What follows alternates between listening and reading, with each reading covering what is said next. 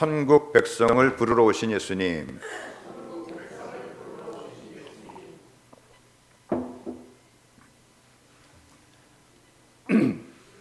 예수님께서는 광야로 가셔서 40일 동안 금식하신 후에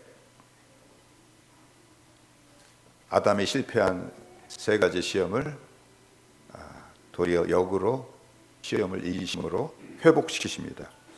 그리고 성령의 능력을 받아서 이제 고향인 갈릴리, 그 중에서도 자기 본인이 자라나신 나사렛에 이제 돌아가십니다.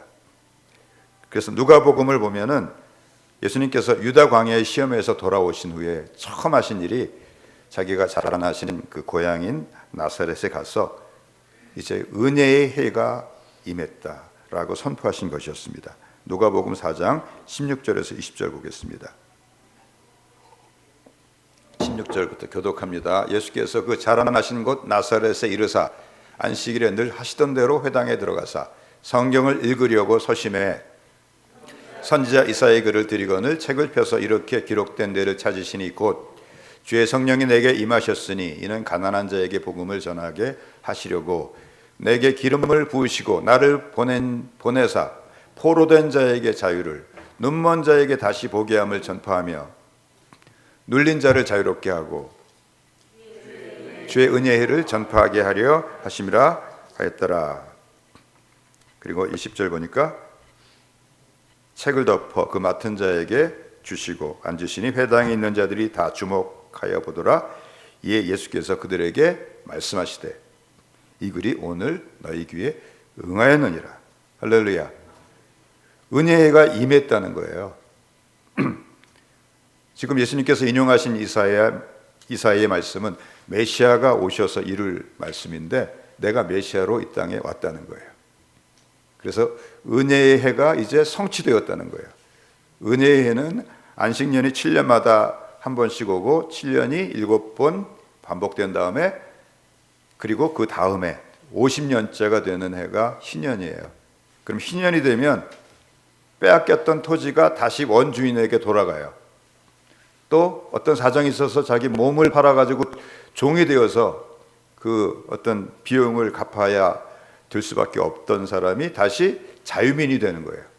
그러니까 예수님께서 이제 은혜의 해가 임했다라고 말씀하는 것은 너희들이 빼앗겼던 에덴 동산이 너희들에게 회복되었다.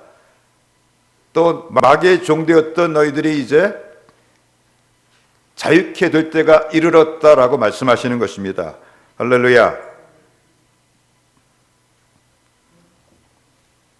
마태복음 4장 12절 13절에 보면 예수님께서 어떤 순서로 사역하셨는지가 나와 있습니다.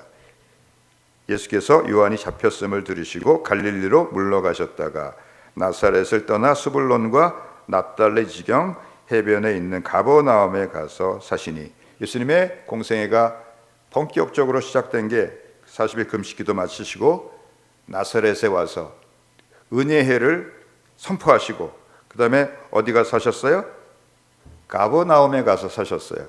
가버나움이 바로 어디냐면 이 갈릴리 해변가에 있는 도시로서 여기 베드로하고 베드로의 형제 안드레의 집이 있고 또 야고보와 그의 형제 요한의 집이 있는 곳이에요. 그래서 이제 그들을 부르시는 사건이 오늘 우리가 읽은 마태복음 4장 17절부터 21절의 사건입니다. 그런데 예수님께서 이처럼 천국 백성을 부르러 오셨는데 이 천국 백성을 부르러 오신 그 일은 40일 금식기도 마치고서 나사렛에 가서 은혜의 일을 선포하시고 그 다음에 여기 보니까 베드로와 그 형제 안드레가 바다에 금을 던지는 것을 보시고 그들을 부르시죠. 또 야고보와 요한은 뭐하고 있다 부르심을 받아요. 그물을 깁다가 부르심을 받죠. 이때가 처음이 아니고 벌써 예수님께서 공생애를 시작하시기 위해 세례 요한에게 세례를 받으신 이튿날부터 시작이 됐어요. 그러니까 벌써 40일 금식기도 하시고 오신 거니까 최소한 몇 달이 지난 거예요. 자, 성경을 통해 확인해 봅시다. 요한복음 1장 29절 이튿날 예수께서 갈릴리로 나가려 이튿날 요한이 예수께서 자기에게 나오심을 보고 이르되 보라 세상 죄를 지고 가는 하나님의 어린 양이로다. 예수님께서 자기에게 나오는 것을 보고 세상 죄를 지고 가는 하나님의 어린 양이로다 라고 선포하셨어요. 그리고 예수님께 바로 이날 세례 요한이 세례를 베풉니다. 그리고 하늘로부터 성령이 비둘기같이 임하고 하늘에서 음성이 들려오기를 이는 내 사랑하는 아들이요 내 기뻐하는 자니 너희는 그의 말을 들으라 라고 하는 음성이 들려옵니다. 그리고 그 다음 날입니다. 요한복음 1장 35절 또 이튿날, 그러니까 언제부터 이튿날이에요? 예수님께서 세례 받으시고 바로 그 이튿날 말하는 거예요. 요한이 자기 제자 중 두 사람과 함께 있다가 예수께서 거니심을 보고 말하되 보라 하나님의 어린 양이로다. 두 제자가 그의 말을 듣고 예수를 따르거늘. 그러니까 예수님께서 처음 제자를 부른 게 언제예요? 바로 세례 받자마자 그 다음 날 제자를 2명 부르셨는데 그 두 제자는 원래 요한의 제자였어요. 자, 그 다음 구절을 예수께서 돌이켜 그 따르는 것을 보시고 물어 이르시되 무엇을 구하느냐 이르되 랍비여 어디 계시오니까 하니 랍비는 번역하면 선생이라. 예수께서 이르시되 와서 보라. 그러므로 그들이 가서 계신 데를 보고 그날 함께 거하니 때가 10시쯤 되었더라. 10시면은 오전 10시일 수도 있고요. 유대인의 시간으로 따지면 오후 4시예요. 어쨌든 간에 그날 함께 예수님과 함께 같은 숙소에서 그들이 머문 것입니다. 그러면서 많은 얘기를 나눴겠죠. 그리고 정말 예수님께서 그 구약 성경이 오리라 약속하신 메시아인지 그들이 확인하는 그런 시간을 가졌을 것입니다. 40절 요한의 말을 듣고 예수를 따른 두 사람 중에 하나는 시몬 베드로의 형제 안드레라. 아멘. 그가 먼저 자기 형제 시몬을 찾아 말하되 우리가 메시아를 만났다고. 메시아는 번역하면 그리스도라. 데리고 예수께로 오니 예수께서 오시고 이르시되 내가 요한의 아들 시몬이니 장차 게바라 하리라 하시니라. 게바는 번역하면 베드로라. 그러니까 누가 제일 처음 부름 받았어요? 두 제자 중에 요한의 두 제자 중에 이제 예수님을 따랐는데 한 사람은 안드레고 한 사람은 이름이 안 나와 있죠. 한 사람은 바로 이 요한복음을 기록한 요한이에요. 그리고 안드레가 누굴 전도해요? 안드레가 자기 형인 베드로를 전도합니다. 그리고 그날 밤 같이 예수님과 함께 같은 숙소에 머물면서 많은 얘기를 하게 됩니다. 그리고 그 다음 날입니다. 43절 요한복음 1장 43절을 보겠습니다.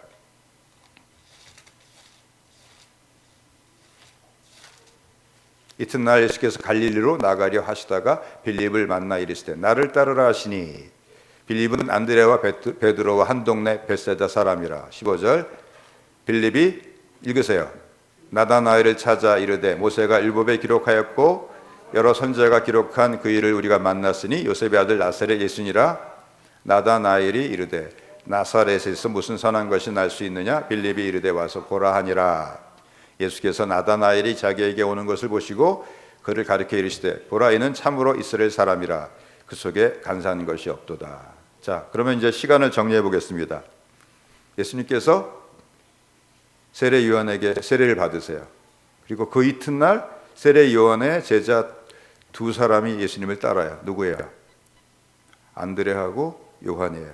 그리고 또 바로 그날 안드레가 자기 형제인 베드로를 그날 인도해요. 아멘. 그리고 그 다음날 누구를 인도해요? 빌립하고 또 나다나엘을 예수님께서 부르세요. 할렐루야.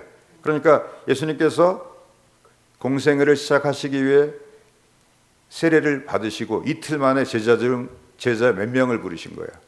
최소한 5명을 부르신 거예요.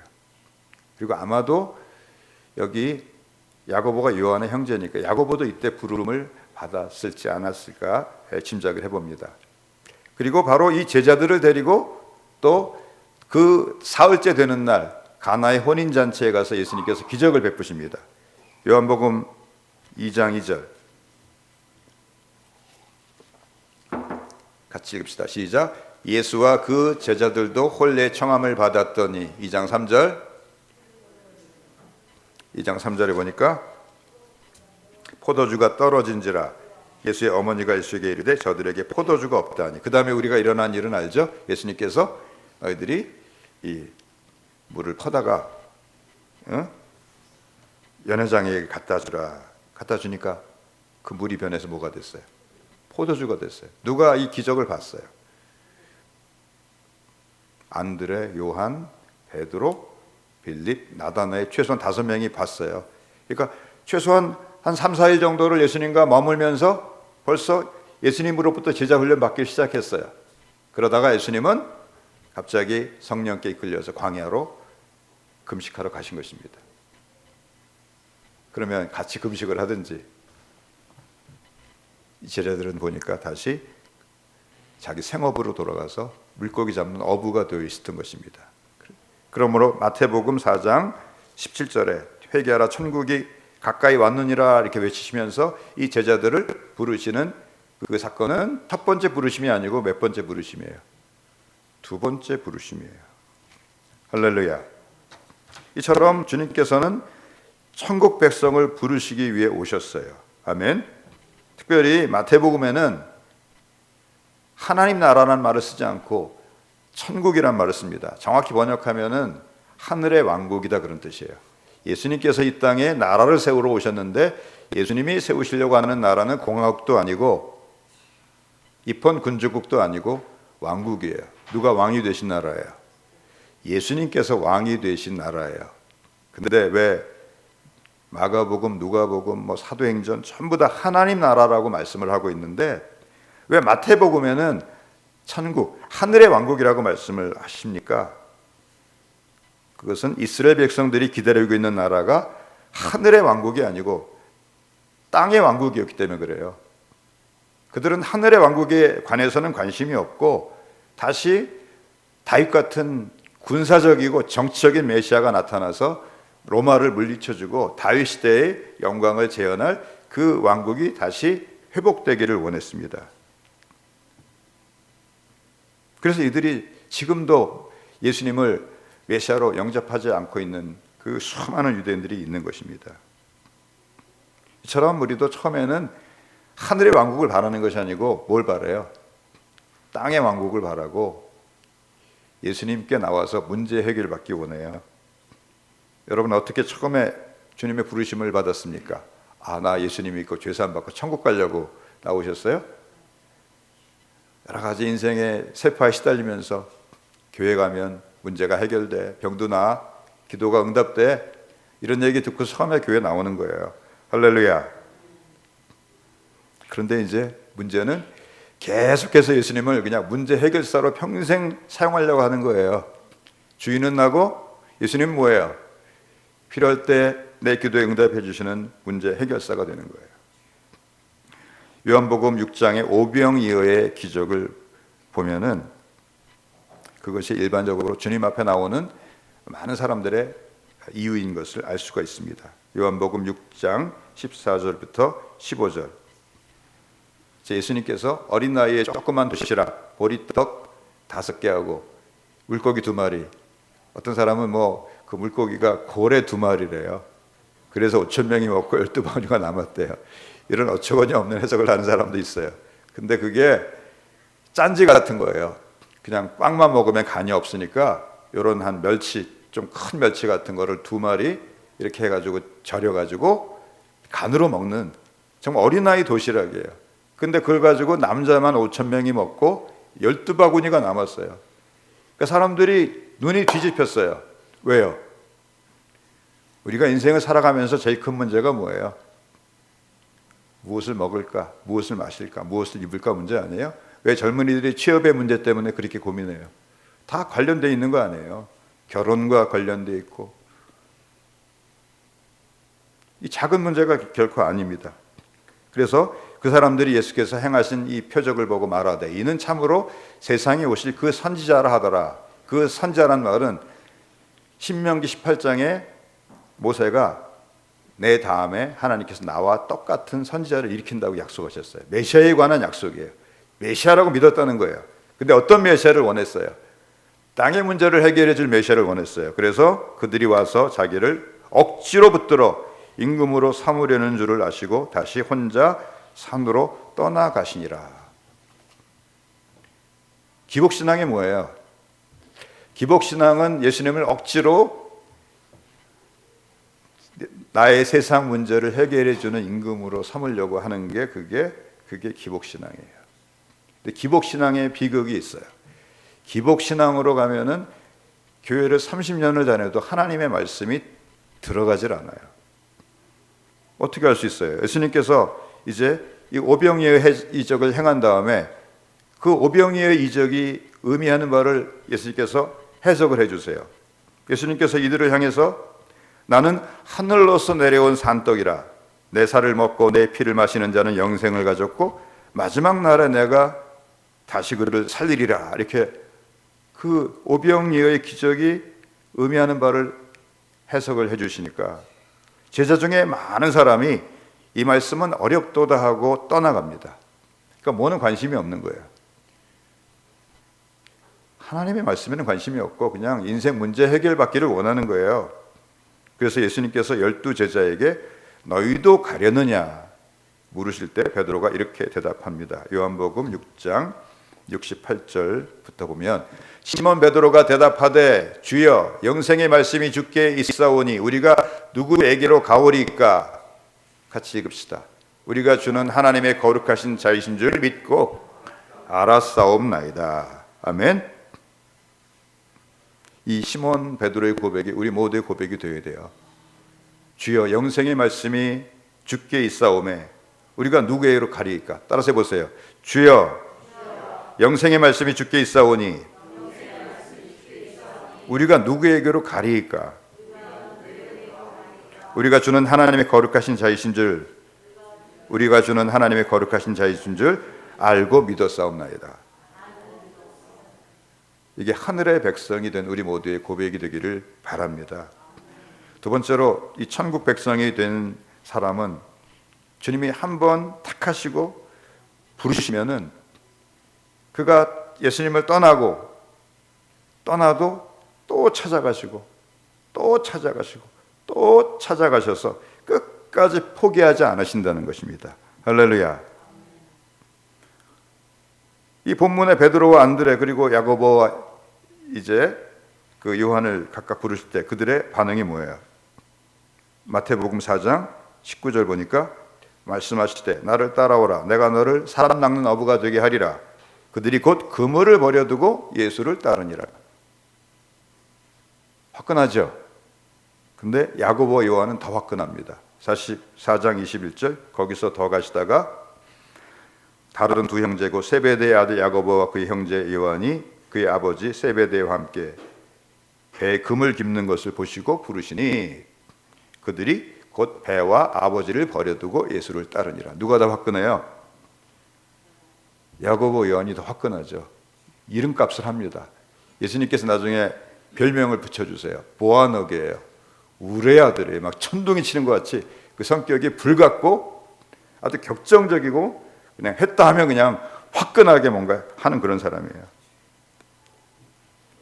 그런데 이 본문만 보면은 이들이 감히 우리가 따라갈 수가 없을 정도로 화끈하게 예수님을 따르고 그 다음에는 변함없이 예수님을 따른 것처럼 우리가 생각하기 쉬운데 사실 벌써 이들은 예수님과 함께 며칠 어쩌면 일주일이나 한 달 가까이 예수님과 함께 시간을 보내면서 제자로서 예수님이 메시아라고 하는 것을 그들이 믿었던 그런 사람들이에요. 근데 예수님이 갑자기 사라지시니까 예수님 따라다니는 소용없네 하고 다시 자기 생업의 자리로 돌아가서 물고기를 잡고 있었던 것입니다. 그런데 예수님이 이들을 포기하시지 않고 어떻게 해요? 또 찾아오세요. 할렐루야. 그래서 이들이 이렇게 열심히 따르는데 이들이 계속 예수님을 잘 따른 게 아니고요. 또 예수님을 또 떠나갑니다. 누가복음 5장 1절 봅시다. 누가복음 5장 1절 우리가 몰려와서 하나님의 말씀을 들을새 예수는 게네사렛 호숫가에 서서 호숫가에 배 두 척이 있는 것을 보시니 어부들은 배에서 나와서 그물을 씻는지라. 같이 읽읍시다. 예수께서 한 배에 오르시니 그 배는 시몬의 배라. 육지에서 조금 떼기를 청하시고 앉으사 배에서 무리를 가르치시더니. 이 성경 구절만 보면은 이 누가복음의 이 사건이 예수님께서 베드로를 처음 부르시는 사건으로 우리가 오해할 수가 있어요. 근데 마태복음 4장에서 이제 베드로, 안드레, 야고보, 요한을 부른 예수님께서는 이제 베드로의 집에까지 찾아가셔서 그 장모님을 고쳐주세요. 마태복음 8장 14절입니다. 8장 14절. 예수께서 베드로의 집에 들어가사 그의 장모가 열병으로 앓아 누운 것을 보시고 15절 그의 손을 만지시니 열병이 떠나가고 여인이 일어나서 예수께 수정들더라. 왜 이렇게 하셨어요? 베드로에게 믿음을 주시려고 하는 거예요. 할렐루야. 우리가 병이 나오도요, 사돈의 팔촌에 또 형제의 또 친구가 또 병이 나면은 별로 관심이 없어요. 근데 자기가 모시고 사는 장모님이 중한 열병에 붙들려 알아 누우셨는데 손을 잡아 일으키니까 그 순간에 나와버려요. 할렐루야. 그뿐입니까? 그의 집 앞에서 예수님께서 수많은 병든 자를 고치세요. 16절. 저물매 사람들이 귀신 들린 자를 많이 데리고 예수께 오거늘 예수께서 말씀으로 귀신들을 쫓아내시고 병든 자들을 다 고치시니 이는 선지자 이사야를 통하여 하신 말씀에 우리 연약한 것을 친히 담당하시고 병을 짊어지셨도다 함을 이루려 하심이더라. 이렇게 예수님께서 거의 밤을 새워가면서 수많은 병든 자를 고치셨는데 이걸 누가 봤어요? 베드로하고 안드레가 당연히 봤겠죠. 또 누가 봤겠어요? 동업자인 야고보, 요한도 같이 와서 보았을 것입니다. 그리고 이들이 충격을 받아요. 충격을 받아가지고 이들이 이제 예수님이 잠깐 사라지시니까 이분 놓치면 안 되는데 이분만 붙잡고 있으면 평생 아프지 않겠네 하고 막 찾아다녀요. 그 얘기가 누가복음 4장 38절에 나와 있어요. 4장 38절. 예수께서 일어나 회당에서 나가서 시몬의 집에 들어가시니 시몬의 장모가 중한 열병을 앓고 있는지라. 사람들이 그를 위하여 예수께 구하니 같이 39절 읽겠습니다. 예수께서 가까이 서서 열병을 꾸짖으신데 병이 떠나고 그들에게 수정되니라. 누가는 의사예요. 그래서 한 가지 독특한 사실을 관찰했어요. 예수님께서 병을 꾸짖으셨어요. 이건 의사가 보기에 아주 이상한 행동이에요. 이렇게 하나님께서 마태, 마가, 누가, 요한복음 네 복음서를 주신 것은 우리가 성경을 더 입체적으로 볼 수 있도록 하시기 위해서 그렇게 하신 것입니다. 사람이 한쪽 눈이 이렇게 안 들어가면 얼마나 불편해요. 뭐가 안 돼요? 바로 뜯기 쉽죠. 조심하셔야 돼요. 근데 하나님께서는 우리가 예수님을 알 수 있도록 눈을 2개도 아니고 3개도 아니고 몇 개 주셨어요? 4개를 주셨습니다. 할렐루야. 그리고 40절 보세요. 마태복음에 있던 얘기가 또 나와요. 해질 무렵에 사람들이 온갖 병자를 데리고 나오며 예수께서 일일이 그 위에 손을 얹으사 고치시니 여러 사람에게서 귀신들이 나가며 소리질러 이르되 당신은 하나님의 아들이니이다. 예수께서 꾸짖으사 그들이 말함을 허락하지 아니하시니 이는 자기를 그리스도인 줄 알미러라. 그 다음에 날이 밝음에 예수께서 나오셔서 한적한 곳에 가시니 무리가 찾다가 만나서 자기들에게 떠나시지 못하게 만류하려 하매 예수께서 이르시되 내가 다른 동네들에서도 하나님의 나라 복음을 전하여야 하리니 나는 이 일을 위해 보내심을 받았노라 하시고 갈릴리 여러 회당에서 전도하시니라. 근데 마가복음 1장 34절 보면은 예수님께서 전도하실 때 누구도 따라다녔어요. 베드로를 비롯하여 안드레, 야고보, 요한이 따라다녔던 것을 봅니다. 마가복음 1장 34절입니다. 잘 따라오시기를 부탁드립니다. 마가복음 1장 35절. 똑같은 얘기를 하고 있어요. 새벽 아직도 밝기 전에 예수께서 일어나 나가 한적한 곳으로 가서 거기서 기도하시더니 누가 따라갔어요? 36절. 시몬과 그와 함께 있는 자들이 예수의 뒤를 따라가. 누가? 시몬, 안드레, 야고보, 요한, 빌립, 나다나엘 이런 사람들이 따라갔다 그 말이에요. 만나서 이르되 모든 사람이 주를 찾나이다. 이랬을 때 우리가 다른 가까운 마을들로 가자. 거기서도 전도하리니 내가 이를 위하여 왔노라 하시고. 누가 전도하자 그랬어요? 우리가 다른 가까운 마을들로 가자 그랬으니까 누가 따라갔겠어요? 베드로를 비롯해 제자들이 다 따라갔죠. 39절 이 온 갈릴리 다니시며 그들의 여러 회당에서 전도하시고 또 귀신들을 내어 쫓으시더라. 그리고 5장 누가복음 5장 1절로 돌아가면 다시 베드로가 물고기 잡는 어부가 되어서 돌아가 있는 거예요. 왜요? 예수님을 열심히 따라다녔더니 뭐가 걱정이 돼요? 무엇을 먹을까? 무엇을 마실까? 무엇을 입을까? 예수님 믿으니까 떡이 나와, 국이 나와, 옷이 나와, 다 나옵니다. 할렐루야. 근데 그런 믿음이 없는 거예요. 그러니까 일단은 뭐 해야 되겠다? 일단은 내가 가장으로서 내 책임을 다해야 되겠다고 어떻게 보면 인간의 생각으로 그냥 우리가 이해할 만한 행동을 그가 한 것입니다. 베드로는 원래 책임감이 굉장히 강한 사람이에요. 장모님도 모시고 살아요.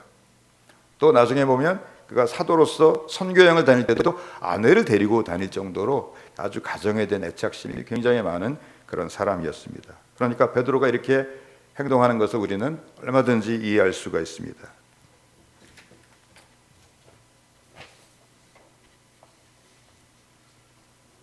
예수님을 따라서 갈릴리 각지의 회당을 다니면서 하나님 나라의 복음을 전하던 베드로가 무엇을 먹을까? 무엇을 마실까? 무엇을 입을까? 우리로 말하면 경제적인 문제들, 청년들로 말하면 결혼과 취업의 문제들, 이런 문제들 때문에 염려가 되어서 잠시 세상으로 다시 나갔다. 그렇게 우리가 말해도 될 것입니다. 근데 예수님이 또 찾아오세요. 여기 누가복음 5장은 몇 번째 찾아오신 거예요? 이제 세 번째 찾아오신 거예요. 근데 어떻게 다시 돌아오게 하시냐면은 말씀을 듣게 하심을 통해서 돌아오게 하세요. 할렐루야. 어떻게 돌아오게 하신다고요? 하나님의 말씀을 듣게 하심을 통해서 돌아오게 하세요.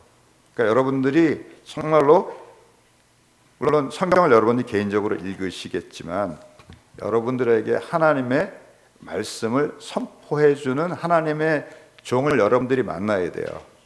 할렐루야. 왜냐하면 믿음은 들음에서 나고 들음은 그리스도의 말씀으로 말미암는다고 로마서 10장 17절이 말씀하고 있기 때문입니다. 믿음이 어디서 생겨요?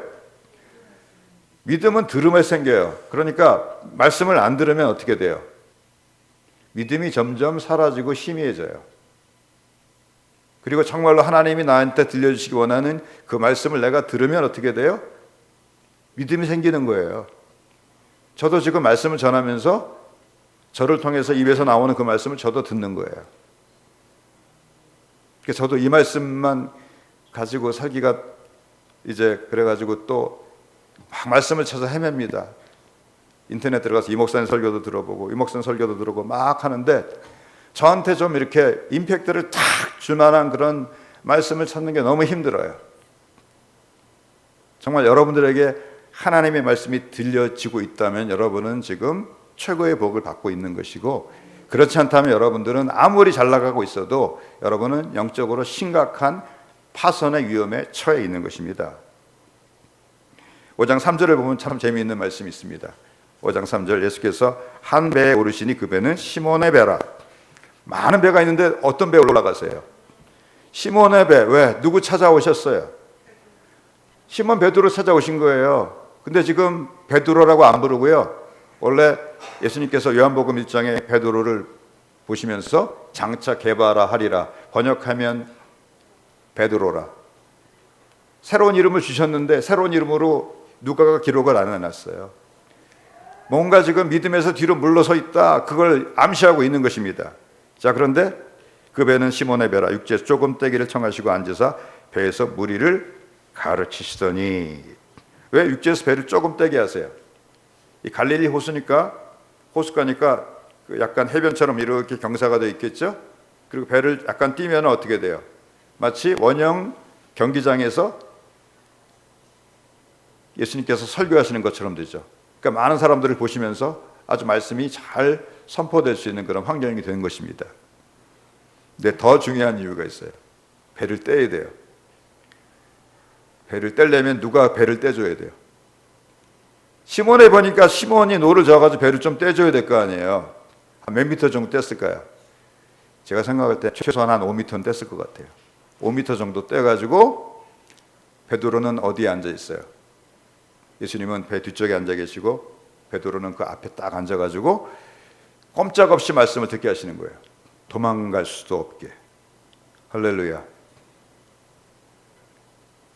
예수님께서 베드로에게 지금 제일 필요한 게 뭐냐면 믿음이 회복되는 것. 근데 그 믿음이 회복되려면 하나님의 말씀을 들어야 한다고 판단하셨기 때문에 하나님의 말씀을 먼저 들려주신 거예요. 할렐루야. 그리고 말씀을 마치시고 나서야 시몬에게 깊은 데로 가서 그물을 내려 고기를 잡으라 명령하십니다. 5절 같이 4절입니다. 말씀을 마치시고 시몬에게 이르시되 깊은 데로 가서 그물을 내려 고기를 잡으라. 왜 말씀을 마치신 후에 이 명령을 하세요? 말씀을 마치지 않으시고 바로 베드로한테 깊은 데로 가서 그물을 내려 고기를 잡으라 그러면, 아니 선생님 아무리 그래도 그렇지 내가 어부 경력 30년입니다. 지금 이 새벽에 물고기가 다 이 해변가로 나오는데 깊은 데로 가서 그물을 던지라니요. 내가 밤새 그물 던지는데 한 마리도 못 잡았어요. 나 지금 마음도 불편한데 염장 지르지 마시고 잠깐 가세요. 이렇게 나왔을지도 몰라요. 근데 말씀을 듣는 순간에 믿음이 생겨나는 거예요. 할렐루야. 그러니까 순종을 해요. 5절 시몬이 대답하여 이르되 선생님 우리들이 밤이 새도록 수고했을 때 잡은 것이 없지만은 말씀에 의지하여 내가 그물을 내리리이다. 할렐루야. 내 인간의 생각에는 어리석어 보이지만은 한번 말씀에 순종해 보겠다는 거예요. 할렐루야. 근데 사실 예수님께서는 이렇게 말씀을 하시는 거예요. 베드로야, 왜 너는 이렇게 매일 무엇을 먹을까, 무엇을 마실까, 무엇을 입을까의 문제에 매여가지고 잠시만 내가 틈을 주면 또 나를 떠나고 또 나를 떠나고 나를 떠나느냐. 한번 은혜 깊은 데로 가서 내 말에 좀 순종을 해봐라. 그 문제가 네가 걱정하는 그 문제가 해결되는지 안 되는지 네가 좀 시험해봐라. 그렇게 말씀하시는 거예요. 그래서 베드로가 순종해서 그물을 던지니까 어떻게 됐어요? 6절 그렇게 하니 고기를 잡은 것이 심이 많아 그물이 찢어지는지라. 이에 다른 배에 있는 동무들에게 손짓하여 와서 도와달라니 그들이 와서 2배에 잠기게 되었더라. 할렐루야. 이 베드로가 이렇게 세상으로 자꾸 돌아가는데 문제는 베드로가 리더십이 있어가지고 자기만 돌아가는 게 아니고 자기 주변에 있는 사람까지 다 끌고 돌아가는 거예요. 교회에서 어떤 사람이 시험 들면 자기만 시험 들어요? 아니면 옆에 있는 사람을 다 시험 들게 해서 교회를 끌고 나가요? 이게 성경에 다 있는 얘기예요. 그 대신 또 돌아올 땐 또 어떻게 해요? 또 다 데리고 돌아와요. 할렐루야. 할렐루야. 근데 얼마만큼 고기를 많이 잡았는지 그물을 올렸는데 자기 배뿐만 아니라 배 다 찼는데 배가 다 잠기게 됐어요. 조금만 더 실으면 침몰해요. 그래서 옆에 있는 야고보와 요한의 배까지 오게 해서 그 배에 또 다 실었는데 그 배도 잠기게 됐어요. 이거는 자기가 어부 생활 30년 동안에 한 번도 처음 해본 적이 없는 일이에요. 왜 예수님께서 이런 기적을 보여주셨어요? 베드로가 무엇을 마실까, 무엇을 먹을까, 무엇을 입을까 이 문제가 아직도 해결이 안 됐어요. 근데 정말 네가 은혜 깊은 데로 가서 순종함으로 나아갈 때 그것들은 더해지는 문제란다 라고 예수님께서 말씀하시는 것입니다. 할렐루야.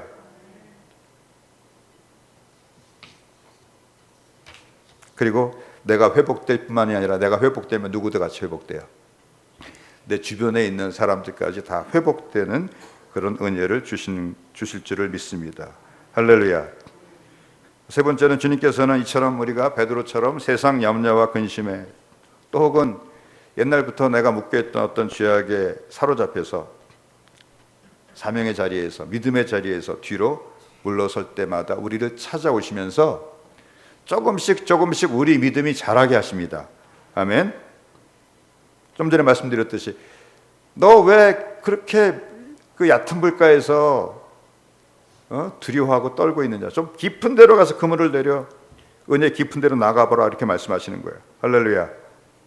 순종할 때 그가 한 번도 체험하지 못한 기적을 체험합니다. 그제서야 베드로가 어떻게 반응해요? 누가복음 5장 8절. 시몬 베드로가 이를 보고 예수의 무릎 아래에 엎드려, 여기서 엎드려란 말이 경배하다 그런 뜻이에요. 하나님을 경배하다 할 때 그런 단어가 쓰였어요. 그리고 주여 나를 떠나소서 나는 죄인으로소이다 하니, 여기 보면 두 가지가 바뀌었어요. 첫 번째는 예수님께서는 이제 처음에는 누가가 시몬의 배라 그래서 시몬이라고 불렀는데 8절에는 어떻게 기록하고 있어요? 시몬 베드로가 이를 보고 그랬죠. 시몬 베드로의 믿음이 회복되었다는 거예요. 할렐루야. 그리고 베드로가 예수님을 부르는 호칭이 선생님에서 주여라고 바뀌었어요. 여기 지금 뭐라고 처음에 부릅니까? 5절. 시몬이 대답하여 이르되 선생님 우리들이 밤이 새도록 수고하시되 잡은 것이 없지만 말씀에 의지하여 내가 그물을 내리리이다. 선생님이라고 불렀죠. 이게 에피스타타라고 하는 헬라어 명사인데 존귀하신 분, 그런 뜻이에요. 아주 존귀하신 분이에요. 그런데 베드로에게 예수님은 아직 존귀하신 분이지만은 주님은 아니에요. 근데 처음으로 뭐라고 고백해요? 주여라고 고백해요. 주라고 하는, 큐리오스라고 하는 단어는 하나님과 로마의 황제에게만 쓰이는 단어예요. 그리고 여기 엎드렸다 그랬을 때 경배하다, 프로스코네오, 경배하다, 예배하다, 그런 뜻이에요. 할렐루야. 비로소 그가 정말 예수님이 누구신지를 조금 더 알게 된 것입니다. 그러면서 나는 죄인이라는 것을 발견했어요. 왜 죄인이에요? 끊임없이 무엇을 마실까, 무엇을 입을까, 무엇을 먹을까, 그 염려 때문에 세상으로 돌아가잖아요. 근데 예수님이 나를 또 계속 찾아오잖아요. 나를 떠나소서. 정말 떠나라는 거예요? 아니면 나는 주님의 은혜를 감당할 수가 없는 죄인이라는 거예요. 나는 주님의 은혜를 감당할 수 없는 죄인이라는 고백입니다. 이 고백이 저와 우리 모두에게 있게 되기를 우리 주님의 이름으로 축복합니다. 그러자 예수님께서 다시 그 사명을 회복시켜 주세요. 10절. 세베대의 아들로서 시몬의 동업자인 야고보와 요한도 놀랐음이라. 예수께서 시몬에게 이르시되 무서워하지 말라. 너 왜 자꾸 나를 따라오는 걸 이렇게 두려워하느냐는 거예요. 왜 생활의 염려 때문에 계속 뒤로 물러서느냐는 거예요. 두려워하지 말고 나를 따라오라는 거예요. 할렐루야. 정말로 여러분들이 어떤 인생의 문제를 가지고 있든지 간에 정말 예수님께 다 올인해 보세요. 올인이란 말 카지노에 쓰는 말이죠. 다 거는 거예요. 다 거세요. 재지 마시고 다 거시는 우리 모두가 되기를 축복합니다. 이제부로는 내가 사람을 취하리라 하시니. 11절. 그들이 베드로를 육지에 대고 예수님을 베드로 수산 주식회사의 회장으로 추대하더라. 이렇게 돼 있어요? 아니면 모든 것을 버렸어요? 근데 사람들이 이런 기적을 또 하면은 예수님을 또 수산 주식회사 만들어가지고 또 회장님으로 모시려고 그래요. 이게 연약한 우리 죄성을 가진 우리 인생들의 모습이에요. 근데 베드로는 감사하게도 모든 것을 버려두고 예수님을 따랐어요. 베드로는 소심한 사람이에요. 처음에 예수님 두 번째 부르셨을 때 어떻게 했어요? 그물만 버려두고 따랐어요. 여차하면 돌아오자 그 말이에요. 여차하면 돌아와 있잖아요. 야고보 요한은 화끈해요. 배하고 부친을 다 버리고 쫓았어요. 그래도 소용없어요. 그래도 또 시험 들면은 또 돌아가는 거예요. 그러므로 정말 우리는 모든 것을 버리고 주님을 따라가는 이 믿음까지 조금씩 여러분들의 믿음이 자랄 수 있게 되기를 바랍니다. 마지막으로 우리보다 주님은 우리를 더 잘 아시고 우리 각 사람에게 합당한 부르심을 주신다는 거예요. 베드로, 안드레는 언제 부르세요? 그물을 던질 때 부르세요. 그래서 베드로와 안드레는 그물 던지는 사람이에요. 얼마나 전도를 잘하는지 몰라요. 베드로가 오순절에 성령의 충만함을 받고 그냥 저인망 어선처럼 그냥 그물을 던지니까 그의 한 번 설교에 몇 명이 회개하고 돌아와요? 3,000명을 낳습니다. 근데 안드레는 베드로처럼 대량으로 그물을 잡는 것은 아니지만 이런 투만 가지고 딱 잡는데, 이 안드레는 대어를 잡아요. 안드레가 그물을 던져가지고 처음에 잡은 대어가 누구예요? 이 베드로를 잡았어요. 누구 전도했다고요? 여러분, 전도 많이 안 해도 돼요. 한 사람만 전도하세요. 그 사람이 대어가 돼가지고 그 사람이 나중에 수많은 사람들을 주님께로 인도할지 어떻게 알겠어요? 할렐루야. 자기 형 베드로를 예수님께 인도한 것도 안드레였고, 또 예수님께서 오병이어의 기적을 베푸실 때 다른 사람들은 다 손 놓고 있었을 때 어린아이 하나를 찾아가서 어린아이 하나를 찾아내가지고 그가 가져온 보리떡 5개, 물고기 2마리, 이 어린아이 도시락을 예수님께 드리는 사람도 누구였어요? 안드레였어요. 안드레. 할렐루야. 또 예수님이 십자가에 달리시기 위해서 이제 유월절 명절에 올라가셨는데, 마침 그때 유월절 명절에 하나님께 예배하러 올라온 헬라인들이 있었어요. 근데 그들을 예수님께로 인도한 사람도 또 안드레였어요. 요한복음 12장 20절에서 23절이에요. 그들이 갈릴리 베세다 사람 빌립에게 가서 청하여 이르되, 선생이여, 우리가 예수를 배우고자 하나이다 하니, 빌립이 안드레에게 가서 말하고 안드레와 빌립이 예수께 가서 여짜오니. 아니, 빌립이 바로 예수님께 가서 여쭈면 되는데 빌립이 바로 데려가면 되잖아요. 근데 안드레한테 가서 말을 해서 안드레하고 빌립이 같이 가요. 교회 보면 전도할 때 이런 사람들이 있어요. 전도를 했는데 안 돼요. 근데 누가 딱 도와주면은 이 사람이 전도가 돼요. 그래서 안드레 전도법이라는 게 있어요. 할렐루야. 이처럼 안드레는 주님께로 인도하는 그런 은사가 있는 사람이에요. 할렐루야. 그랬더니 예수께서 대답하여 이르시되, 인자의 영광을 얻을 때가 왔도다. 내가 진실로 너에게 이르노니 하늘의 밀이 땅에 떨어져 죽지 않으면 하나 그대로 있고 죽으면 많은 열매를 맺느니라. 자, 지금 어떤 상황이에요? 이제 며칠이면 예수님께서 십자가에서 죽으시고 부활하시고 또 50일 후에 성령이 오심으로 신약교회가 탄생할 그 시점이에요. 그러면 누구에게 복음이 전해져야 돼요?